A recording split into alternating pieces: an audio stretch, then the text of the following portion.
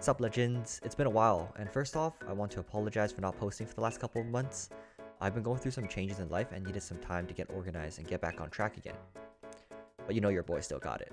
I appreciate the support you've all showed me in the past, and I hope that I can continue to create Apex and other gaming content for you all. That being said, let's get into today's video. The most basic and classic example of defensive plays would be camping or ratting. However, I don't think it's necessary to cover this topic, because I believe most of us are familiar with the ins and outs of the rat life. Instead, today we will jump into an intermediate level topic on defensive plays: positioning. Now, when we say positioning, or when you hear someone in the game telling you to hold or play for positioning, some may have the misconception that the player is calling for you to camp or rat in a spot. Others may say something like, "Don't tell me what to do." In both scenarios, calls are disrespected and the player who made the call automatically gets yelled at in the ear, "You put," or something along the lines of that. In this video, I hope to clear some of these stigmas and misconceptions and break down what it really means to play for position, POIs, the benefits, and how to most effectively do so. Positioning, in essence, is acquiring a point of interest that will result in an overall inherent advantage for the team that has made the acquisition. This advantage could refer to an advantage in gunfights, loot priority, the play zone, maximizing team comp utilities, and the list goes on. Positioning or playing for position is not as simple as camping any location and assuming that it's automatically the smarter play. In order for a player to be able to play for a positional advantage, first, the player has to have a very good and accurate understanding of the play zone in Apex Legends. An easy example of this form of game sense in action is when you see people remembering at least a couple of the endgame zones. In a BR, we all know that the play zone is shaped like a circle, and it will shrink as the game progresses, at least in Apex. A good positional player is required to understand the map and every nook and cranny of it, which includes advantages that become available to your team that other teams may not be aware of. They also need to know where the best location is to play within each play zone among every stage of the circle. The best play changes depending on the situation your team is in, which includes overall team loot, airship paths, position of enemy teams and where they landed, where enemy teams are rotating from and to, weapon loadouts of your team, available nades in your inventory, legend picks, team comps, and if you're playing competitively, your team's acquired points so far. And not to mention that this is all subject to change when you or your teammates fire a single bullet in higher elo. If you are struggling with consistently getting number 1 every game like the pros, preds, and your favorite streamers, don't always blame your mechanics, as that's only half of the equation. Most likely, your decision-making skills and information processing abilities are lagging behind those pros and predators on top of having subpar teamwork in comparison.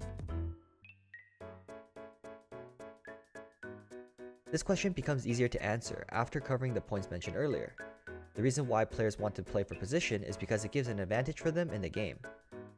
Gaining this advantage usually results in an increased team survivability, gunfight wins, access to better loot and resources, and therefore, more overall champion games. A few players ask me these questions sometimes. Why do you need this advantage? Why do you need to use your brain? Why don't you just be like Timmy and Asu and dominate every single lobby? Just shoot them? Players like Timmy and Asu have positional game sense built into their gameplay. So, they're taking positional advantage on top of having consistent good aim when they're engaging their opponents. When good players are 1v3ing, you don't really see them surrounded by enemies simultaneously too often.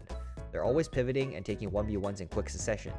If you take on 3 people simultaneously, you can only shoot at one person at a time, while the other 2 will each land a couple of shots on you, even if they're inexperienced players. This scenario usually results in you being sent back to the lobby. Unless you have a Kraber and hit a collateral shot through 3 people in the head every single fight and every single game. With recent updates, it's also very unlikely you'll win that fight even with the Kraber and collating 3 people. So for the people that ask these kinds of questions, stop giving those just shoot them kind of arguments. It's a waste of time and shows that although your mechanics may be boastfully semi-pro at best, your game sense deserves way more of your attention. With everything mentioned in mind, in order for a player to make a good positional play, it's necessary to understand not only what that play looks like, but also when to make it. A good positional play is time sensitive, which means that sometimes the best play is no longer available if you take a second to craft, and maybe a couple more seconds to look for more loot you probably don't need anymore, especially at the endgame stage. In my how to push video, I integrated the timing of when to push in different aspects of the video, such as what was shown on screen. This time around, I wanted to create a separate section covering when to utilize what we are talking about here, which is the timing of when to rotate or gun for a position on the map. When we are playing for position, we're usually fighting for either a high ground position or a safe position inside a building within a zone. Generally speaking, in a BR, the time you take the most risk is when you are rotating into cover or moving to a new location. Sometimes teams will opt to play center circle, not move much at all, and simply occupy a building that's not too big or small until mid to end game.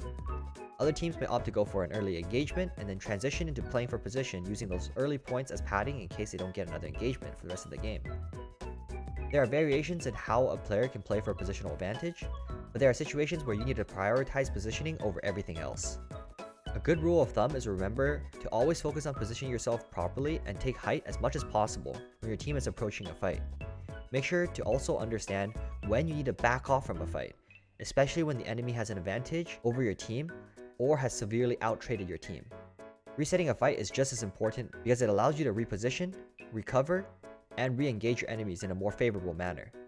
But be mindful of your TTK or time to kill, because the longer this time stretches, the more likely you'll be thirded by other teams thirsty for points. For this reason, resetting helps because it also prevents third parties from simply W-keying your fight to score some easy points. The most obvious timing to play for position is after your team acquires a good amount of kill points before the mid to late game, which is decided by your team prior to the game. If you are playing ranked, generally 3 KP for each member is good enough to start playing for position. With the Season 13 changes, you can choose to take more risk and engage more teams, or play for position throughout the mid-game and score some more points in the end game. Now that we understand what positioning is, why we have to do it, and when we need to do it, we just need to cover how we can properly position ourselves.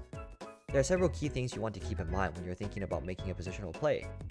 First, you need to think in advance and move into position before the other squads make a move, because positional advantage is something that every single team will be gunning for in every single game, since they can easily win you games, and also points.